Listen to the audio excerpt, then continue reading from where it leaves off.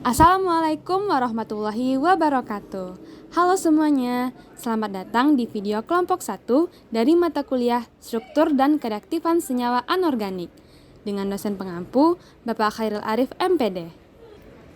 Nah, sebelum kita masuk ke materi, kami dari kelompok 1 yang beranggotakan Anita Febri Amelia Putri dengan NIM 21231002, Dea Febriani dengan NIM 21231006, Intan Dwi Cahyani NIM 21231010, Monika Putri NIM 21231014, dan Nola Afriani dengan NIM 21231018.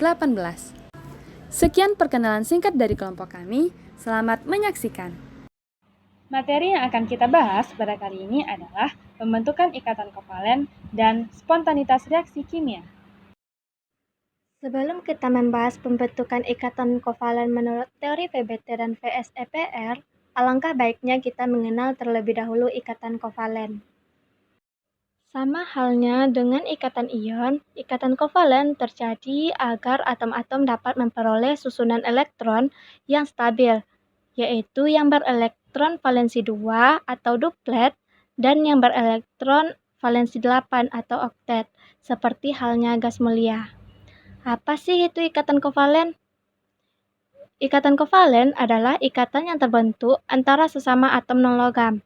Jadi non-logam ditambah non-logam. Atom-atom non-logam agar menjadi stabil, mereka akan cenderung untuk menerima atau menangkap elektron sehingga membentuk ion negatif. Lalu, bagaimana cara atom-atom sesama non-logam berikatan jika mereka sama-sama butuh atau menerima elektron? Nah, atom-atom tersebut akan saling menyumbang elektron lalu dipakai bersama-sama.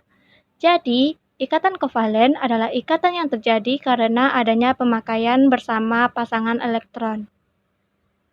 Contohnya yaitu atom C yang bernomor atom 6 berikatan dengan atom H yang bernomor atom 1.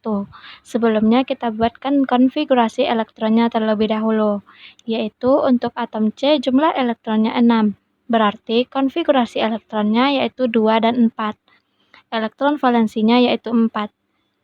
Jadi agar stabil, C cenderung menerima 4 elektron, sehingga cenderung membentuk ion negatif yaitu C4-. Kemudian atom H jumlah elektronnya adalah 1. Berarti konfigurasi elektronnya 1 dan elektron valensinya juga 1. Meskipun H elektron valensinya 1 atau golongan 1, tetapi H adalah atom non-logam. Jadi supaya stabil, H butuh 1 elektron sehingga cenderung membentuk ion H negatif. Lalu apa senyawa yang dibentuknya? Senyawa yang terbentuk adalah C1 karena muatan H-nya 1 negatif.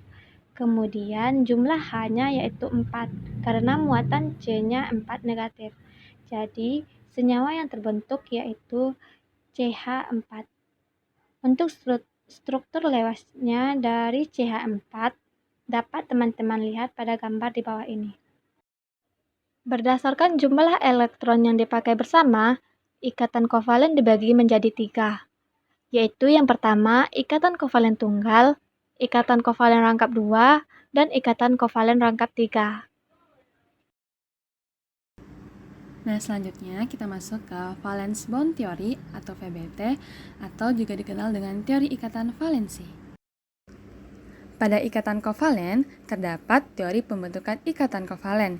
Yang pertama adalah valence bond theory atau VBT atau dikenal juga dengan teori ikatan valensi. Yang kedua adalah molecular orbital theory atau MOT, juga dikenal dengan teori orbital molekul. Namun, yang akan kita bahas pada kali ini adalah valence bond theory atau VBT atau dikenal juga dengan teori ikatan valensi. Nah, jadi menurut teori ikatan valensi, yang terlibat dalam ikatan kovalen hanyalah elektron valensinya saja. Atom sebelum berikatan, atom-atom tersebut saling terpisah. Ketika atom tersebut sudah berikatan, maka akan terjadi tumpang tindih atau dikenal dengan istilah overlap orbital kulit terluarnya.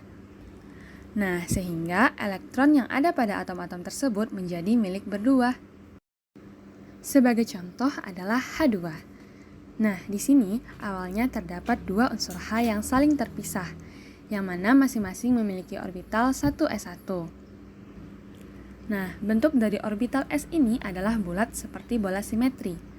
Selanjutnya, elektron valensi yang 1s tadi dari kedua unsur H akan saling tarik-menarik, sehingga terjadilah tumpang tindih atau overlap, sehingga membentuk ikatan kovalen yaitu H2.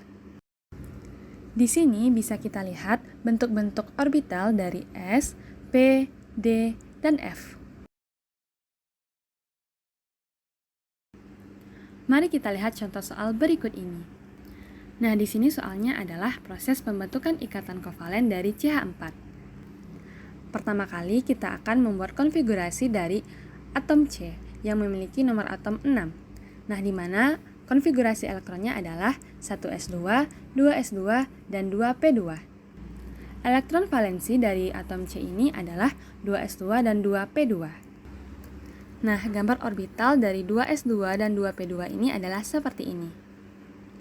Nah, selanjutnya atom C akan berikatan dengan 4 buah atom H yang memiliki konfigurasi seperti ini.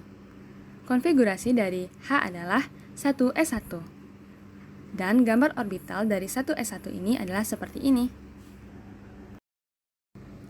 Pada keadaan dasar ini hanya terdapat 2 elektron yang belum berpasangan, padahal seharusnya atom C ini akan mengikat 4 atom H, sehingga seharusnya ada 4 elektron yang belum berpasangan.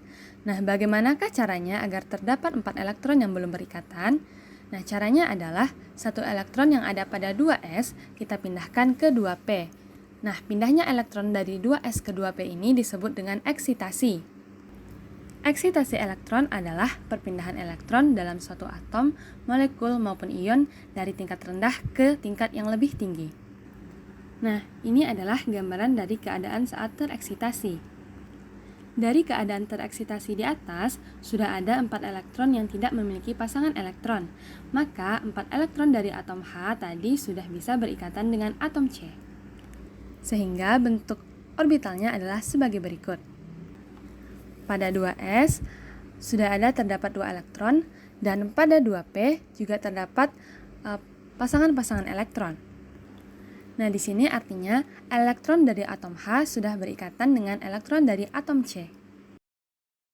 Karena orbitalnya sudah menjadi satu kesatuan, bukan 2s 2p lagi, tapi orbitalnya menjadi sp3. sp3 ini disebut dengan orbital hibrida. Nah, sp3 ini punya 4 pasang elektron ikatan atau 4p atau domain 4. Nah, kalau domain 4 itu disebut dengan tetrahedral, di mana keempat sudutnya sama yaitu 109,5 derajat. Nah, ini adalah gambaran dari struktur orbital dari CH4. Baik, sekarang kita masuk kepada materi mengenai pembentukan ikatan kovalen menurut teori VSEPR.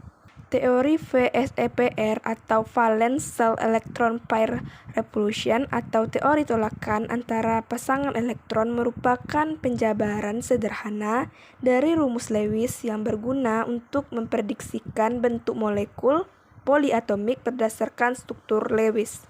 Teori VSEPR pertama kali dikembangkan oleh Neville Sidgwick dan Herbert Powell pada tahun 1940. Tolakan antar pasangan elektron terjadi antara pasangan elektron non-ikat yang terlokalisasi pada atom pusat dan elektron ikat secara ikatan koordinasi. Perkiraan bentuk molekul berdasarkan teori VSEPR. Yang pertama yaitu PEI. PEI atau pasangan elektron ikatan, yang mana pasangan yang berikatan antara atom satu dengan yang lain. Yang kedua yaitu PEB, yaitu pasangan elektron bebas, yaitu pasangan elektronnya berasal dari satu atom saja. Selanjutnya yaitu teori domain elektron. Teori domain elektron yaitu penjumlahan dari pasangan elektron ikat atau PEI ditambah pasangan elektron bebas atau PEB. Jika teori VSEPR membahas gaya tolak-menolak pasangan elektron dalam kulit valensi atom, maka teori domain elektron membahas jumlah domain atau pasangan elektron. Oleh karena itu, teori domain elektron ini merupakan penyempurna dari teori VSEPR. Selanjutnya yaitu jumlah domain elektron. Jumlah domain elektron ditentukan yang pertama, setiap elektron ikatan terdiri dari tunggal, rangkap 2, dan rangkap 3 adalah satu domain. Yang kedua yaitu setiap pasangan elektron bebas pada atom pusat adalah satu domain. Rumus dari teori domain elektron yaitu A, X, M, E, N, yang mana A adalah atom pusat, X yaitu atom yang berikatan dengan atom pusat, M jumlah pasangan elektron ikatan, E pasangan elektron bebas, dan N jumlah pasangan elektron bebas. Untuk lebih memahami materi sebelumnya, maka kita perlu membahas contoh soal. Tentukan PEB dari NH3 dan gambarkan bentuk molekulnya. Di mana konfigurasi dari Na3 yaitu nitrogen dengan nomor atom 7, sehingga jika kita buatkan konfigurasinya menjadi 1s2, 2s2, dan 2p3. Sedangkan H memiliki konfigurasi 1s1. Di soal ini dapat kita menentukan jumlah PEB atau atom pusat dengan menggunakan rumus E sama dengan F dikurang X kali B per 2, di mana F yaitu merupakan elektron valensi atom pusat dan X merupakan jumlah PEI, sedangkan B merupakan kebutuhan elektron atom yang diikat. Jika dimasukkan rumus, maka 5 ini berasal dari konfigurasi nitrogen yaitu kulit S dan P terakhir yaitu 2 dan 3, sehingga jika ditambahkan menjadi 5 dikurang jumlah PEI yaitu 3 dan B 1. 5 dikurang 3 kali 1, di mana 3 kali 1 yaitu 3, 5 dikurang 3 yaitu 2, sehingga 2 per 2 hasilnya adalah 1. Maka dapat dibuatkan bentuk molekul dari Na3 di mana atom N sebagai pusatnya.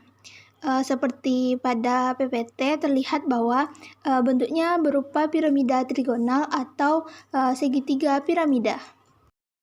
Baiklah teman-teman, untuk selanjutnya kita akan membahas tentang tata nama senyawa kovalen atau IUPAC. Nah, tata nama senyawa kovalen IUPAC adalah sistem penamaan yang digunakan oleh International Union of Pure and Applied Chemistry atau IUPAC untuk senyawa kovalen atau senyawa molekuler, yang mana bertujuan untuk memberikan nomenklatur yang konsisten dan terstandarisasi dalam penamaan senyawa-senyawa ini. Berikut ini merupakan langkah dalam memberikan nama senyawa kovalen dengan menggunakan sistem IUPAC. Langkah yang pertama adalah tentukan jumlah atom dalam molekul. Jumlah atom dari setiap unsur dalam molekul ini akan membantu kita nantinya dalam penentuan prefiks yang tepat untuk masing-masing unsur. Kita ambil contohnya yaitu H2O. Hidrogen itu mempunyai 2 atom dan oksigen mempunyai 1 atom. Selanjutnya yaitu contoh HNO3, yang mana hidrogen mempunyai 1 atom, nitrogen mempunyai 1 atom, dan oksigen mempunyai 3 atom. Langkah yang kedua adalah kita menentukan apakah senyawa tersebut termasuk ke dalam kategori non-logam dengan non-logam atau kategori logam dengan non-logam. Langkah selanjutnya adalah tentukan prefiks numerik. Nah, sebelum kita menentukan tata nama senyawa, kita harus tentukan terlebih dahulu prefiks numerik, yang mana seperti teman-teman lihat, untuk 1 dinamakan mono, 2 dinamakan di, 3 dinamakan tri, 4 dinamakan dengan tetra, 5 dinamakan penta, 6 dinamakan heksa, 7 dinamakan dengan hepta, 8 dinamakan okta, 9 dinamakan dengan nona, dan yang ke-10 dinamakan dengan deka. Langkah selanjutnya adalah jika sesama non-logam. Nah, di sini maksudnya jika sesama non-logam adalah jika dia bertemu dengan sesama non-logam, maka kita dapat menuliskan tata nama senyawanya dengan menggunakan struktur seperti awalan ditambah non-logam, ditambah awalan, ditambah non-logam, lalu ditambahkan dengan akhiran ida. Nah, pada penamaan jika dia bertemu dengan sesama non-logam ini, ada catatan yang harus diketahui, yaitu jika awalan 1 untuk unsur yang pertama, maka itu tidak perlu kita sebutkan. Nah, agar lebih pahamnya, bisa teman-teman lihat di contoh berikut ini. Nah, kita masuk kepada contohnya. Contoh yang pertama adalah CO. C memiliki 1 dan O juga memiliki 1. Seperti catatan sebelumnya, jika awalan 1 untuk unsur yang pertama, maka itu tidak perlu kita sebutkan. Sehingga C di sini tetap kita tulis yaitu karbon dan O kita tulis dengan monoksida sehingga menjadi karbon monoksida.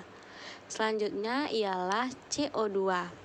Sama dengan sebelumnya, C mempunyai 1, namun ia berada di depan sehingga kita tetap menuliskannya menjadi karbon. Sedangkan O mempunyai 2, kita menuliskannya dengan dioksida sehingga dibaca karbon dioksida. Nah, selanjutnya ada N2O5. N memiliki 2 sehingga kita menuliskannya dengan dinitrogen, dan O memiliki 5, kita tulis dengan pentaoksida.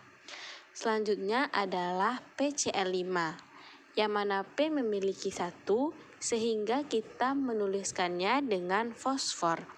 Dan Cl5, 5 adalah penta sehingga kita menuliskannya dengan pentaklorida sehingga dibaca fosfor pentaklorida. Langkah selanjutnya adalah jika logam dengan non-logam. Nah, di sini maksudnya adalah jika bertemu unsur logam dengan non-logam bersamaan, maka kita dapat membuatnya dengan struktur seperti logam ditambah non-logam ditambah dengan akhiran ida.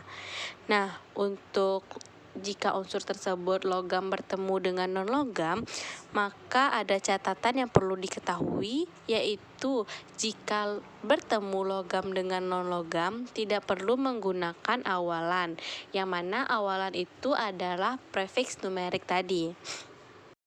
Contohnya dapat kita ambil adalah NaCl dan MgF2, yang mana Na adalah logam dan Cl adalah non-logam. Sama dengan Mg adalah logam dan F2 adalah non-logam. Seperti catatan kita sebelumnya, yaitu jika logam bersamaan dengan non-logam, maka tidak perlu kita tambahkan dengan awalan, tetapi tetap menggunakan akhiran ida. Sehingga NaCl dibaca dengan natrium klorida dan MgF2 dibaca dengan magnesium fluorida. Nah, selanjutnya jika kita bertemu dengan logam yang mempunyai muatan lebih dari 1, seperti Fe itu mempunyai Fe2+ dan Fe3+. Lanjut ke Cu. Cu mempunyai Cu+ dan Cu2+. Sehingga ia memiliki muatan lebih dari 1, maka kita bisa membuatnya dengan struktur seperti logam, lanjut disertai dengan muatannya, ditambah dengan Nl, non-logam, dan ditambah dengan akhiran ida. Yang mana dapat kita contohkan yaitu FeCl2, yang mana Fe adalah besi dan Cl adalah klorida. Besi memiliki 2 muatan, sehingga kita dapat menuliskannya dengan besi 2 klorida. FeCl3 dapat kita tulis dengan besi 3 klorida, dan contoh yang terakhir adalah AuBr, yang mana Au itu adalah emas. Emas kita tulis dengan emas 1 bromida. Selanjutnya, kita akan membahas mengenai spontanitas reaksi kimia. Apa sih spontanitas itu? Spontanitas adalah proses yang terjadi dengan sendirinya.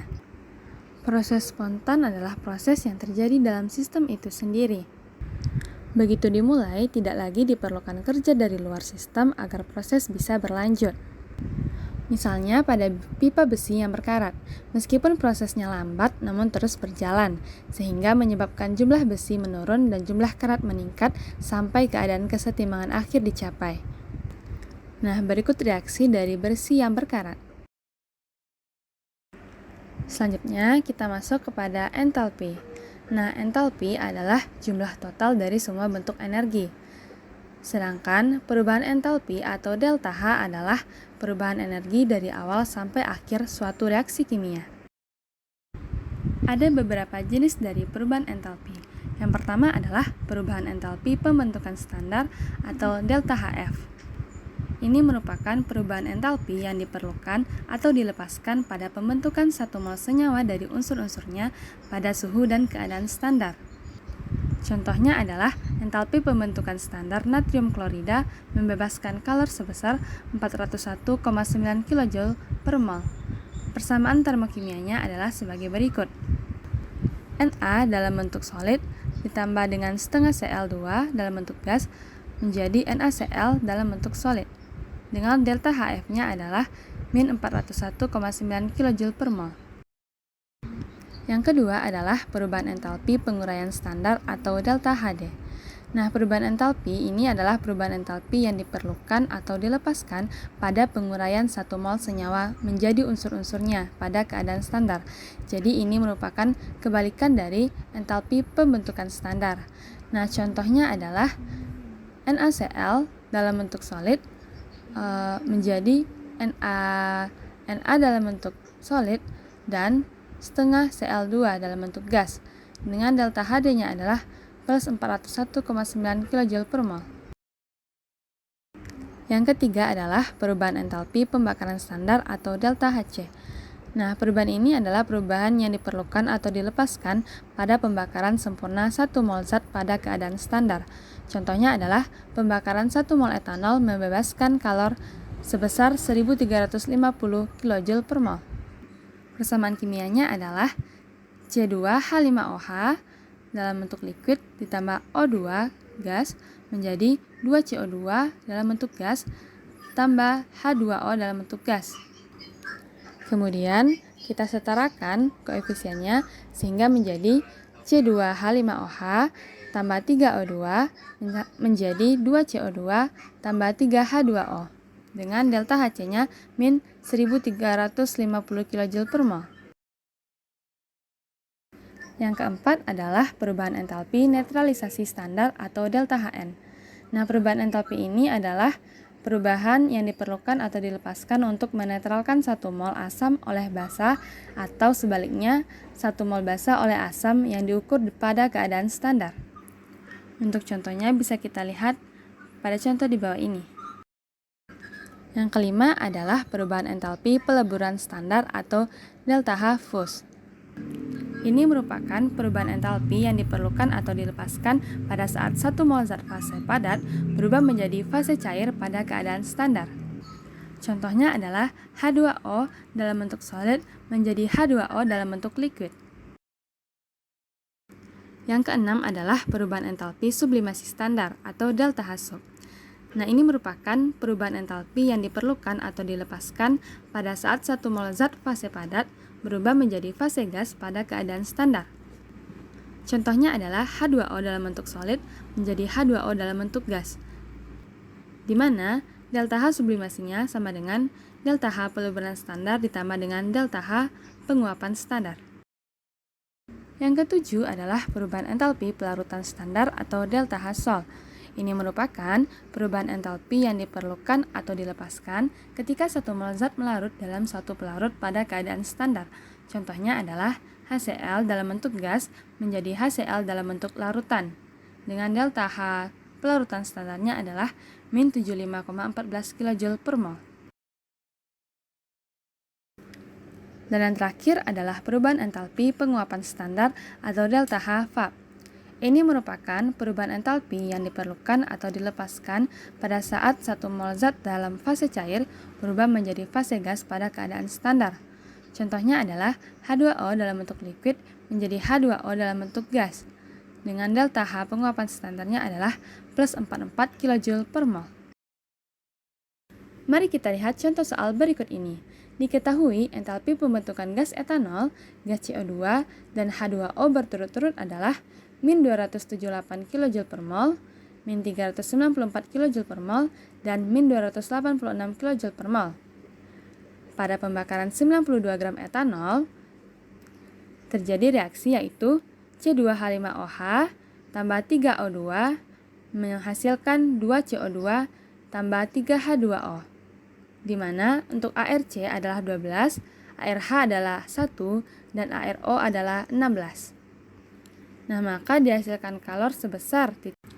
Nah, tadi sudah diketahui entalpi pembentukan dari gas etanol, gas CO2, dan H2O.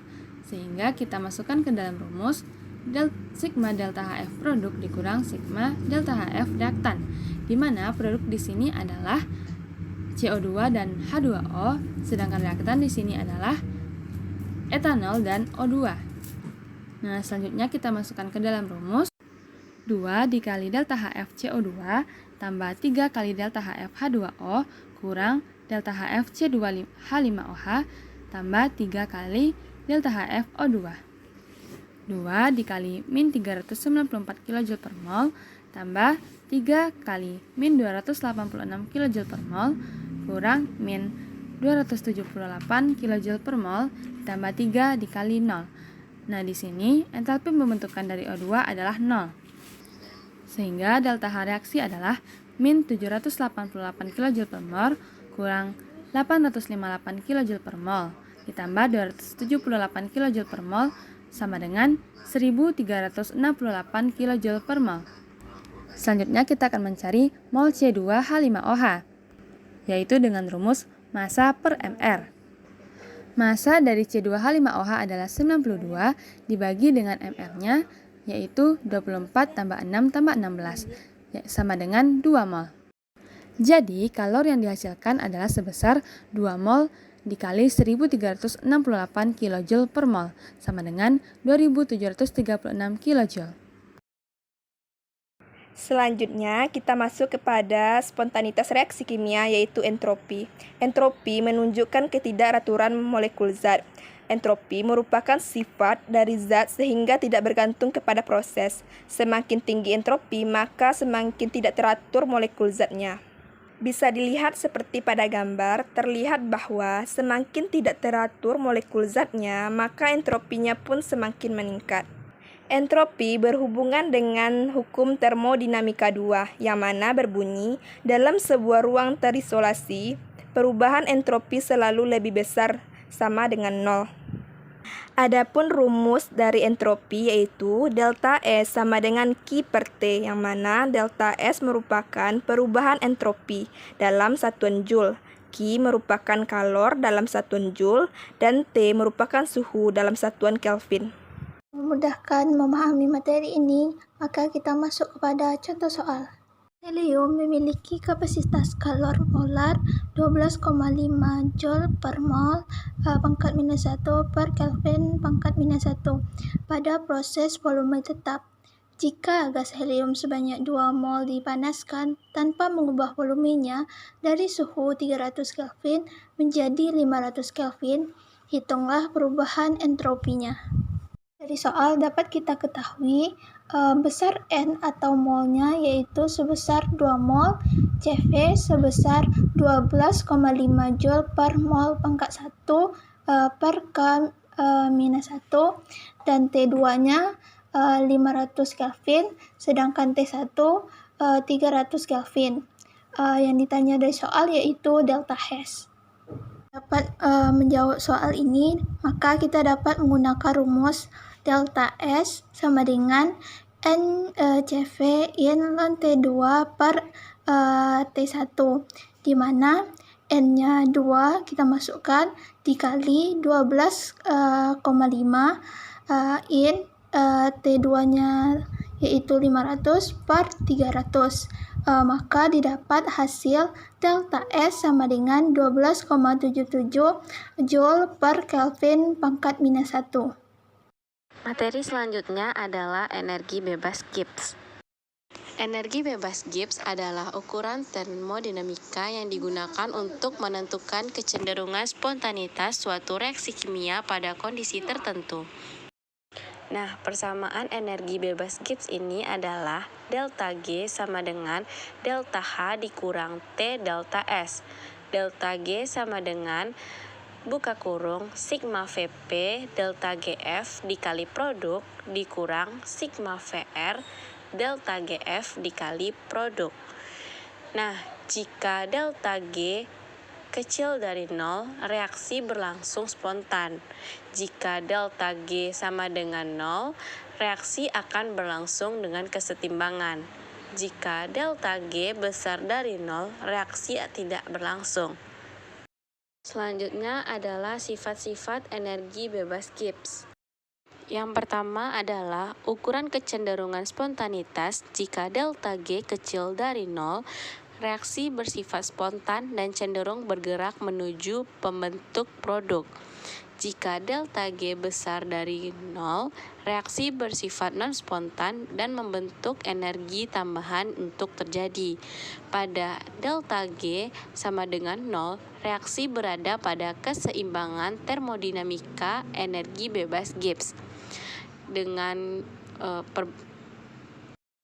persamaan yaitu delta G sama dengan delta H dikurang T delta S. Delta G sama dengan sigma Vp delta GF dikali produk dikurang sigma VR delta GF dikali produk. Yang kedua adalah keseimbangan kimia. Jika delta G kecil dari 0, reaksi akan menuju ke arah produk. Sedangkan jika delta G besar dari 0, reaksi akan menuju ke arah reaktan. Pada keseimbangan delta G sama dengan 0. Nah, yang ketiga adalah hubungan dengan entalpi dan entropi. Energi bebas Gibbs atau delta G merupakan kombinasi perubahan entalpi atau delta H dengan perubahan entropi dalam suatu reaksi dengan persamaan yaitu delta G sama dengan delta H dikurang T delta S. Menunjukkan hubungan ini, delta H menggambarkan perubahan energi panas dalam reaksi, sedangkan delta S menggambarkan perubahan kekacauan atau kemungkinan kekacauan dalam sistem yang akan terjadi. Selanjutnya adalah pengaruh suhu. Energi bebas Gibbs dipengaruhi oleh suhu. Saat suhu meningkat, perubahan entropi cenderung menjadi faktor dominan, dan reaksi yang awalnya bersifat non-spontan pada suhu rendah dapat menjadi spontan pada suhu tinggi. Dalam persamaan delta G sama dengan H kurang T delta S, suhu terdapat faktor delta S, sehingga suhu berperan dalam menentukan spontanitas reaksi kimia. Yang kelima, prediksi laju reaksi.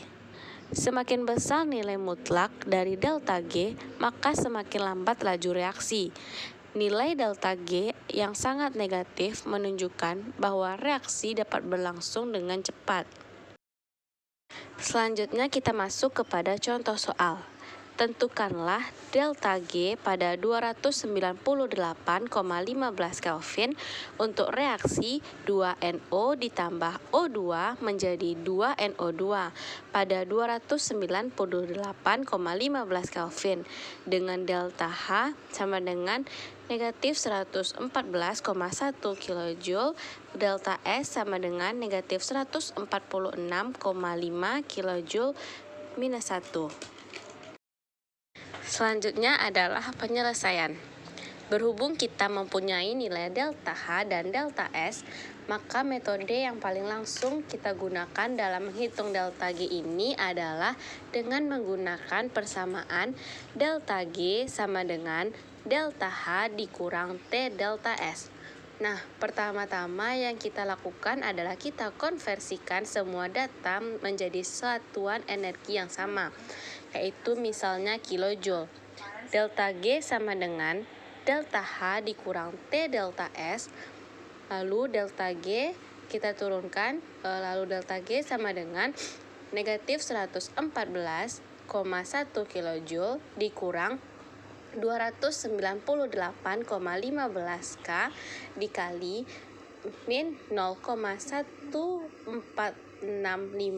kilojoule K min 1 sama dengan negatif 114,1 kilojoule ditambah dengan 43,68 kilojoule. Delta G-nya adalah minus 70,4 kilojoule. Nah, sekian materi yang dapat kami sampaikan. Semoga bisa bermanfaat untuk semua dan mohon maaf apabila ada kesalahan. Assalamualaikum warahmatullahi wabarakatuh.